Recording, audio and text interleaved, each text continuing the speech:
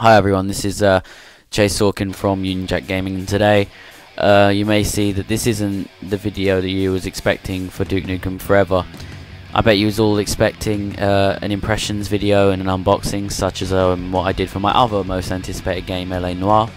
But there is a simple reason why I haven't done this for Duke Nukem Forever, and that's plain just because I don't think this game deserves it.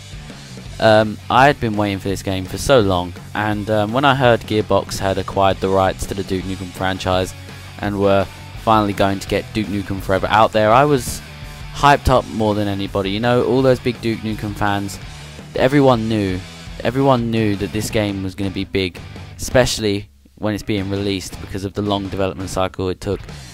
And what we got really was still an undeveloped product. The product seems like, the full game seems like it should just be on a high-end PS2 game, or maybe even just a low like first game out Xbox 360 title. The game's just like the shooting and every mechanic in it is working, but the thing that's bad about it is that every one of these mechanics is average, and like the shooting is average. Most of the time only a couple of guns are worth using, and maybe two others for shits and giggles, like the shrink ray or the freeze gun. But get like guns like the Ripper, for example, that looks like a giant turret in your hand, just doesn't feel like it has the punch it should. And the Duke himself's one-liners, he does repeat a lot of the same one-liners, and his one-liners are maybe one of the redeeming qualities about this game. Yeah, he says funny stuff like you know, I want to kick ass and chew bubblegum, all that kind of, you know, Duke Nukem spiel. But I just don't think they put enough work into his one-liners either. I mean, this game just seems like after all that long wait, it's just not as, you know, it was just shouldn't have been released really. I don't think, I think this game should have just been left vaporware, and they should have just began again, started again, and made a new Duke Nukem game, fully brand new. But obviously they had to get this game out there because, you know, the hype had built up to such an unbelievable level. The biggest letdown to the game is just these parts where like stupidity takes over from the laughter. I don't think when they were writing this game that they really figured out the fine line between crude humour and stupid humour, because picking up a piece of poo and throwing it at people is not funny. Picking up a piece of poo and throwing it at people is stupid. And even the Duke says, "What the hell am I doing?" I mean, come on, this guy is a gaming icon.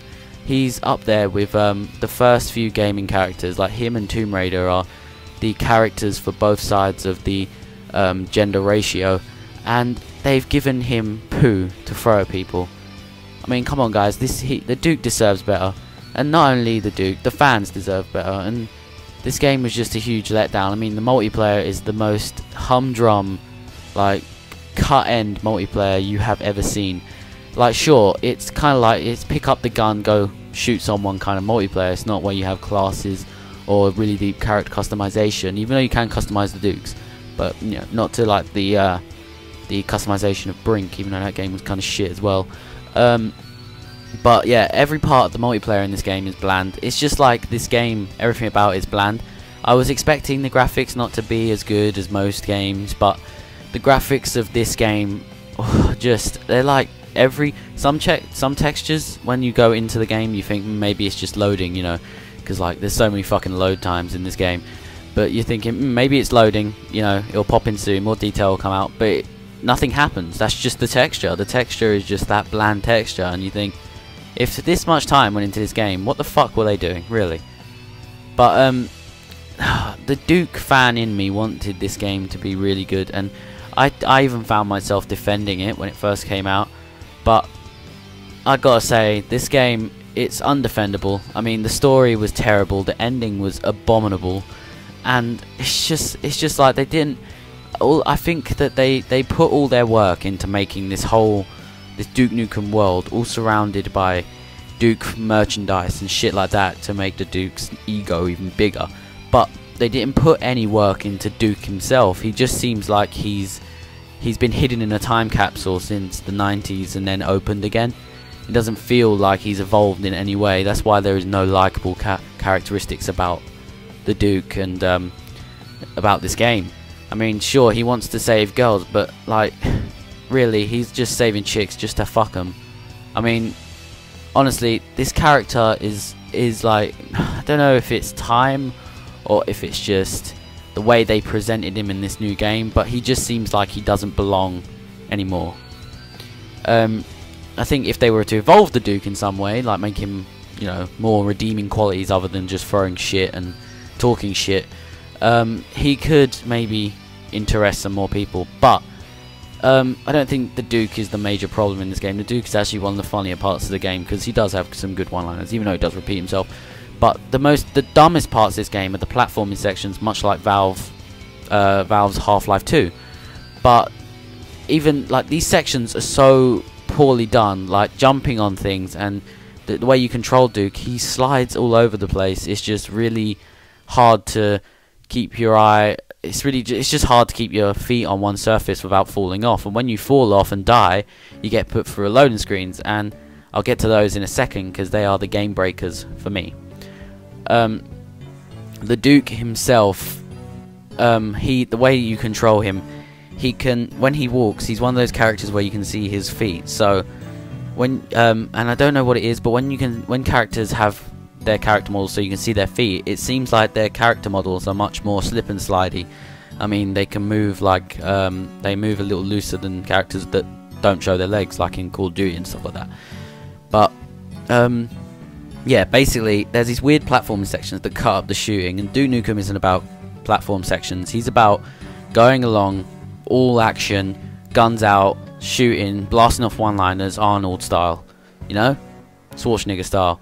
But in this game they cut it up with these weird parts where you're climbing up things when you're small, or you're driving a car but there's no enemies around, or you're driving one of those mini RC cars while you're shrunk, which is, by the way, one of the most random parts in the game because it's really not needed. I mean, it's just filler, really. You're just driving around, there's no enemies, there's nothing to do, you just jump things and then the level's over. But yeah, but the worst part about this fucking game, and this game, I would say rent it if you're a fan of the Duke, just to hear the Duke, but the worst part of this game, and this will kill you, and I dare anyone to go through this game on the hardest difficulty, because there's a game breaker for me, and towards the end I was so close to throwing my game out the window because of it. Basically, it's the load screens.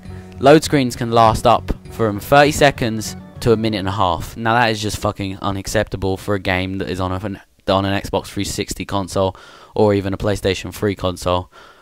And the worst part is, every time you die you see this load screen, and this just amps up your like the aggressiveness towards the game, because every time you die you think, oh, for God's sakes, I have to go through this long load screen again, and you die again and again and again and again, and after you've heard that fucking guitar music for like the 50th time, you're at that point where you think, I just don't want to play anymore.